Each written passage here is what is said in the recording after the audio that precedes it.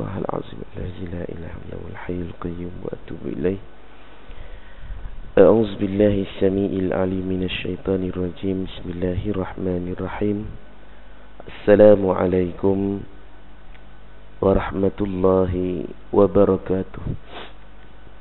Alhamdulillahi rabbil alamin wal 'aqibatu lil muttaqin wala 'udwana illa 'alal zalimin. Asyhadu an la ilaha illallah wahdahu la syarika lah wa asyhadu anna Muhammadan abduhu wa rasuluh. Allahumma salli wa sallim ala sayyidil mursalin wa qa'idil mujahidin wa ala alihi wa sahbihi wa man tabi'ahum bi ihsanin ila yaumiddin. Allahumma ij'al jam'ana hadza jam'an marhuma. Ya Allah, jadikan pertemuan kami pada pagi ini pertemuan yang dirahmati, wa tafarruqana min ba'dihi tafarruqan ma'suma, dan perpisahan kami selepas ini perpisahan yang terpelihara daripada maksiat. Wala taj'alillahumma fina wala ma'ana wala man yatba'una. Ya Allah, jangan kau jadikan di kalangan kami dan jangan kau jadikan apa yang ada pada kami, dan jangan kau jadikan mereka yang bersama-sama dengan kami syaqiyya wala matruda, mendapat penderitaan dan juga kesengsaraan. Allahumma nawwir qulubana binuri hidayatik. Ya Allah, engkau terangi hati-hati kami ini dengan cahaya hidayahmu. Kama nawartal arda binuri syamsika abadan abada, sebagaimana engkau telah menerangi bumi ini dengan cahaya matahari selama-lamanya. Amin ya rabbal alamin. Amma ba'du. Yang dimuliakan Tuan Imam ahli jawatan kuasa masjid, tuan-tuan hadirin muslimin yang dirahmati Allah, pertamanya kita mulakan dengan Ummul Kitab Al-Fatihah.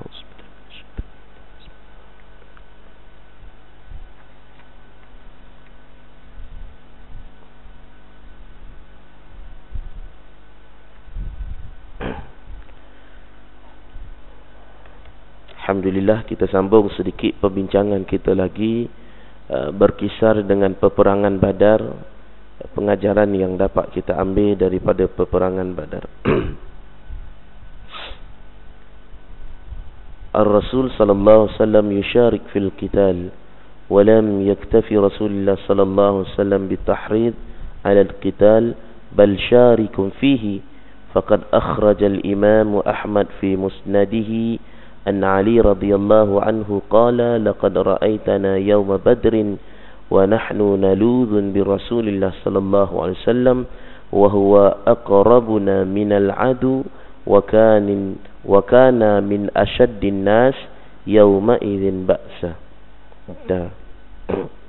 Baik, dulu kita bincangkan bagaimana Rasulullah sallallahu alaihi wasallam ini dia memberikan tahrid, iaitu kata-kata motivasi, kata-kata semangat, kata-kata perangsang, sehingga ada di kalangan sahabat yang bernama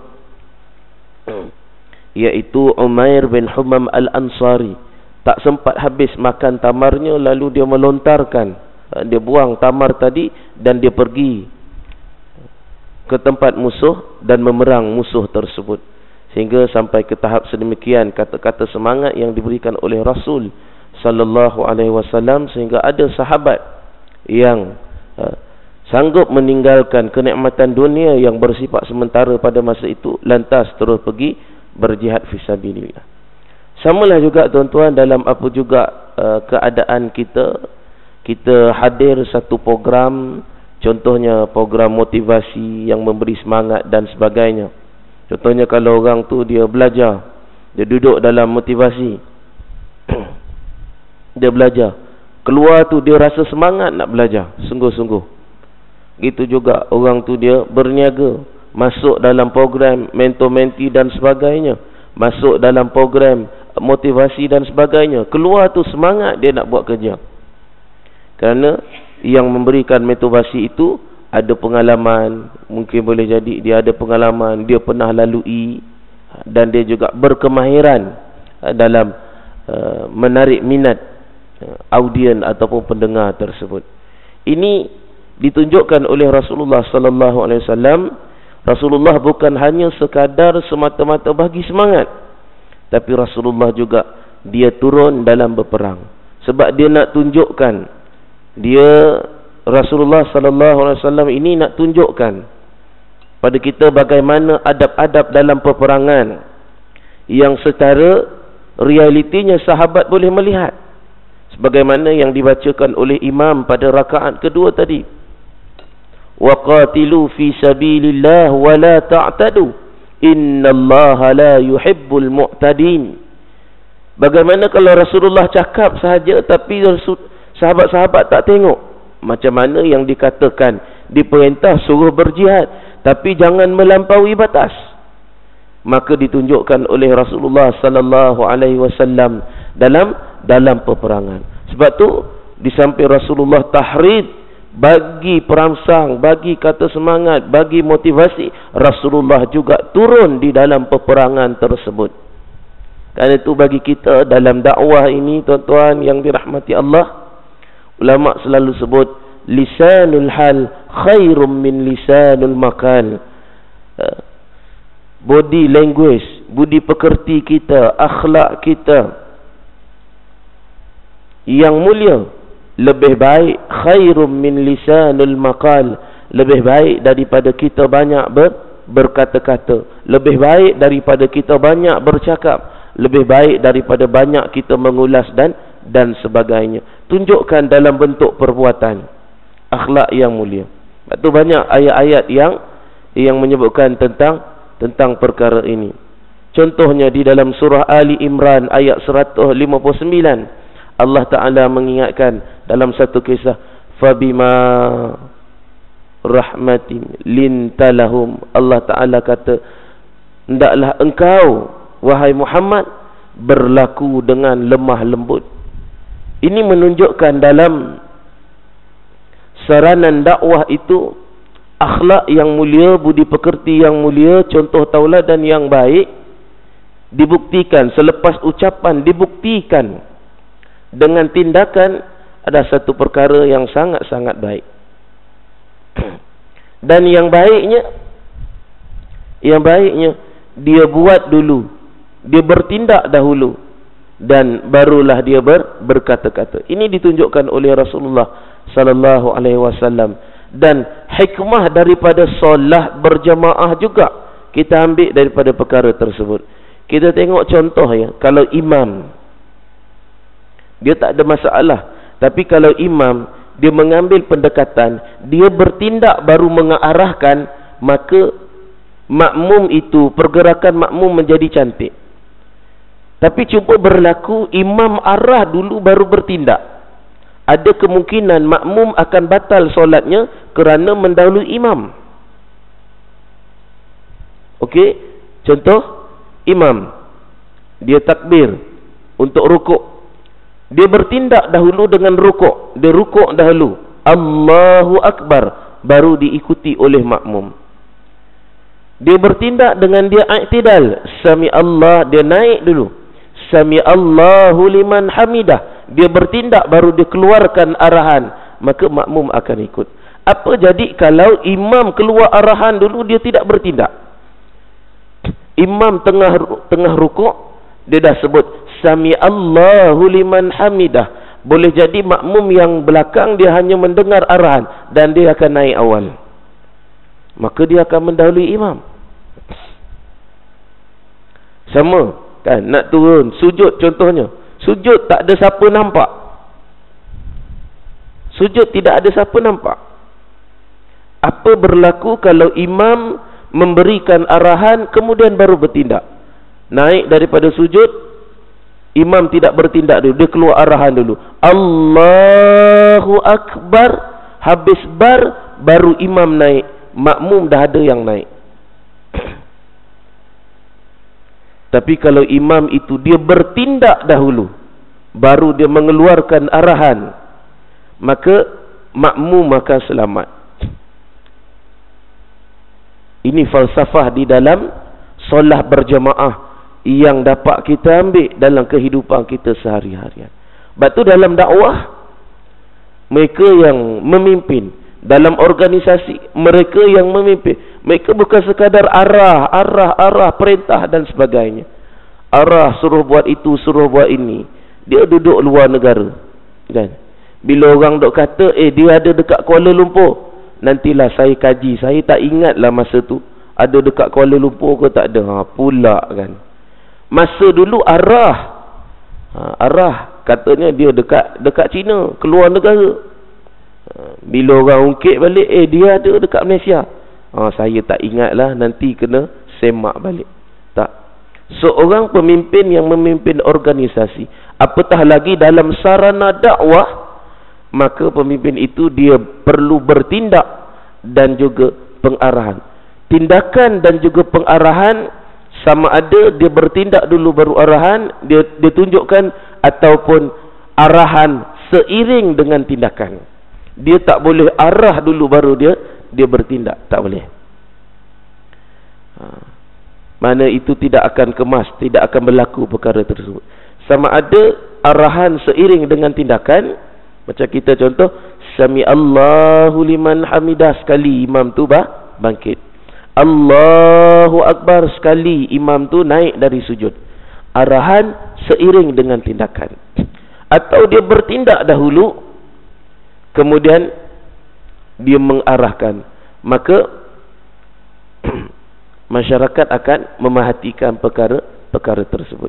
Ini yang ditunjukkan oleh Rasulullah sallallahu alaihi wasallam. Sebab tu imam tadi baca pada rakaat kedua, waqatilu fi sabilillah, dan berjihadlah engkau di jalan Allah, wala ta'tadu, jangan melampaui batas. Macam mana Nabi nak terangkan satu-satu jangan melampaui batas, diterangkan dalam bentuk tindakan.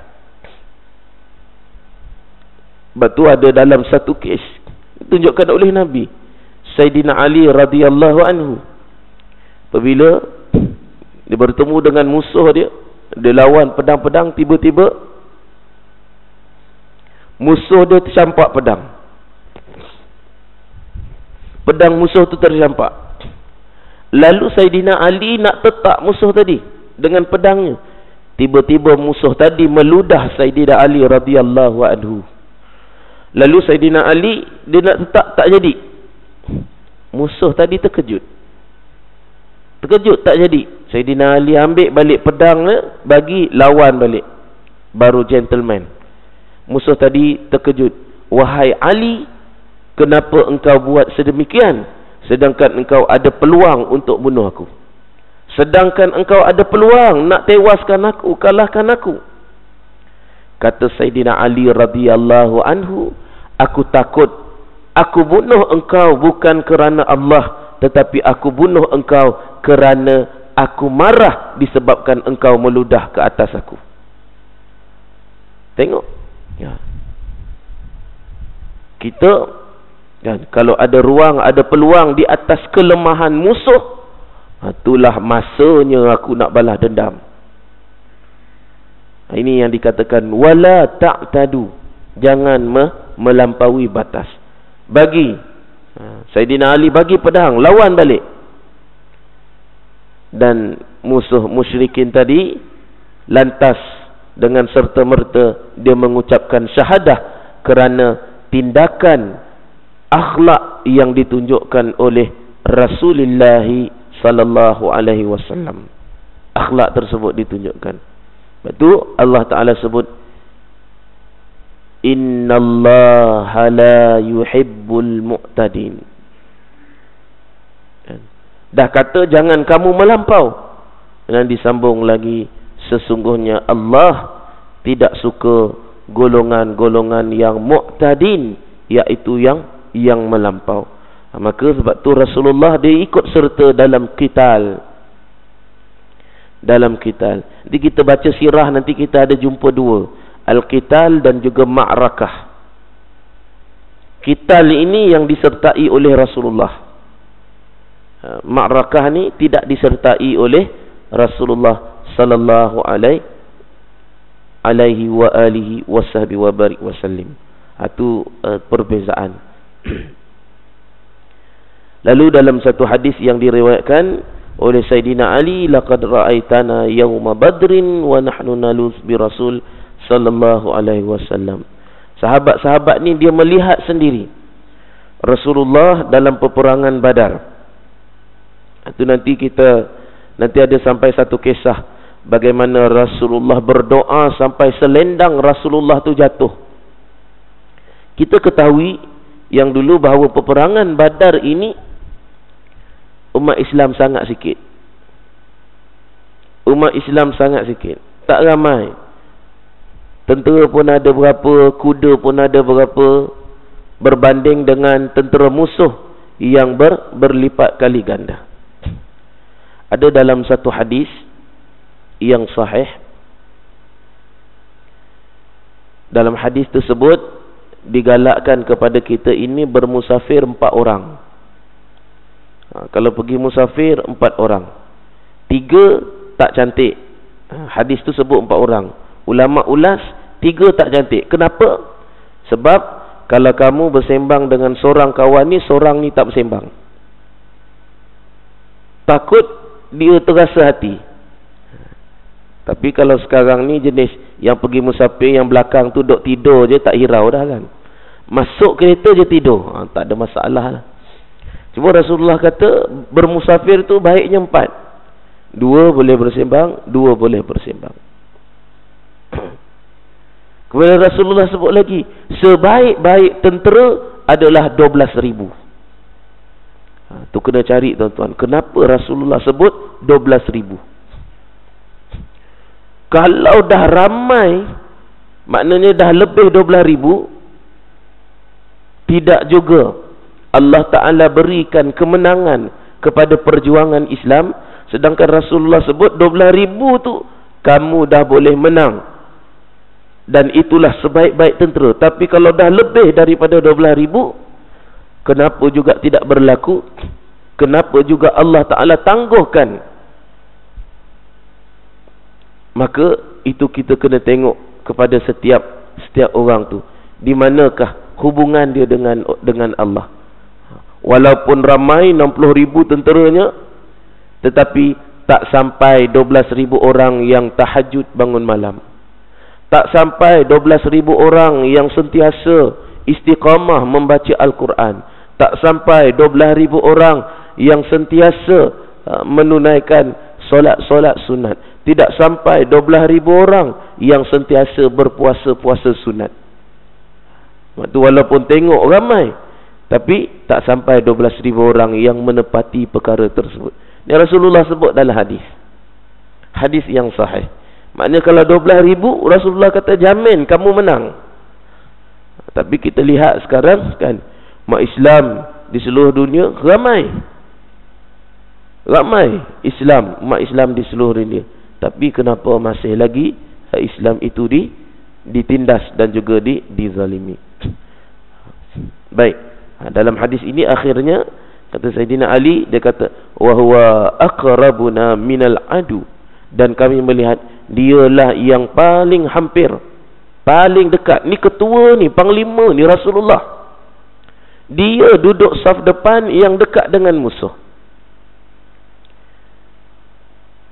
Sekarang berlaku tak? Sekarang dia keluar arahan je. Keluar arahan je. Keluar arahan, pergi sana, ops komunis katanya. Contoh yang berlaku pada November 1985. 18 November 1985. Ingat tuan-tuan? Sebut tarikh, kalau tak ingat juga tak tahulah. Itu sejarah hitam kepada umat Islam di Malaysia. Tragedi memali. 18 November 1985. Panglima tak duduk depan. Panglima dikatakan di luar negara. Dikatakan di luar negara. Tapi bila duk kata balik, ada dekat Malaysia hari tu, oh, kena kaji pula. Ni yang dicontohkan oleh Rasulullah. Sebab tu Rasulullah bila dalam qital dia masuk juga, dialah orang yang pertama berada di saf hadapan. Kalau yang luka dulu, dialah yang kena luka dulu. Dalam peperangan Uhud, dalam peperangan Uhud, Rasulullah yang luka dulu. Ni kena ambil contoh dalam semua kondisi keadaan kita. Kalau kita berorganisasi, pengerusi bukan dia sekadar mempengurusi mesyuarat saja. Bukan sekadar mempengurusi mesyuarat, dia kena duduk depan dulu. Dia kena duduk depan dulu. Dalam masyarakat, dia ketua masyarakat. Bukan sekadar dia mengeluarkan arahan kepada anak-anak buah, dia duduk depan dulu. Kalau aktiviti masyarakat, gotong royong apa segalanya, dia bukan duduk bawah kemah ada aircon, dia sekali duduk bersama-sama gotong royong tersebut. Rasulullah nak tunjuk pada kita. Maknanya kalau sebagai seorang pemimpin, dia kena begitu. Bukan duduk. Samalah juga dalam pemimpin keluarga. Kan? Pemimpin keluarga, seorang bapa. Seorang bapa suruh anak solat jemaah, bapa dulu kena solat jemaah. Bapaknya tak solat jemaah, tak boleh nak suruh anak solat jemaah. Sebab dalam kajian 70% tindakan anak itu mencontohi tindakan mak bapak mereka. 30% dan lebih tu hanya cakap saja. Kan? Kita cakap suruh ini, suruh itu dan sebagainya, tu 30%. 70% melalui tindakan mak bapak dia. Kalau mak bapak dia jenis kaki carutlah anak dia. Cakap yang bukan-bukan. Kalau mak bapak dia yang jenis tidak menghormati orang lain, anaknya pun gitulah. Tak hormati orang lain. Jadi ini yang ditunjukkan contoh Rasulullah. Dalam berperang pun Rasulullah duduk di hadapan saf yang pertama. Wa huwa aqrabuna minal adu, orang yang paling dekat denganmu, musuh dia.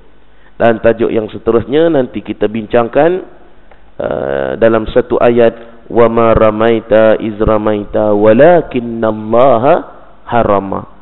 Ini keyakinan dan kebergantungan kepada Allah Jalla wa Ala dalam kisah peperangan Badar, yang Rasulullah berdoa sampai ridak Rasulullah itu jatuh, dan juga Rasulullah angkat tangan tu tinggi sehingga sahabat nampak ketiak Rasulullah sallallahu alaihi wasallam. Insyaallah kita bincangkan pada kuliah-kuliah kita akan datang. Ma'asabakum min hasanatin fa minallah wa ma'asabakum min sayyi'atin fa min nafsi, kullu min indillah. A'udzubillahi samii'il 'aliim minasyaitonir rajim. Bismillahirrahmanirrahim. Alhamdulillahil alamin wassalatu wassalamu ala asyrafil anbiya'i wal mursalin wa ala alihi washabihi ajma'in. Allahumma inna nas'aluka 'ilman nafi'a wa 'amalan mutaqabbala wa rizqan halalan thayyiban wasi'a wa shifaa'an min kulli da'. Allahumma rzuqna fahman nabiyyin wa hifzal mursalin wa ilhamal malaikatil muqarrabin wa fi 'afiyah. Allahumma anzil 'alaina dawa'an min dawa'ik wa shifaa'an min shifaa'ik wa barakatan min barakatik wa rahmatan min rahmatik ala hadhil awja' wal amrad wal asqam fatabra' bi rahmatika ya arhamar rahimin. Wa sallallahu ala Muhammad wa ala alihi washabihi wasallam walhamdulillahi rabbil alamin. Taqabbalallahu minkum. Sama kita tangguh dengan tasbih kafarah dan juga suratul Asr.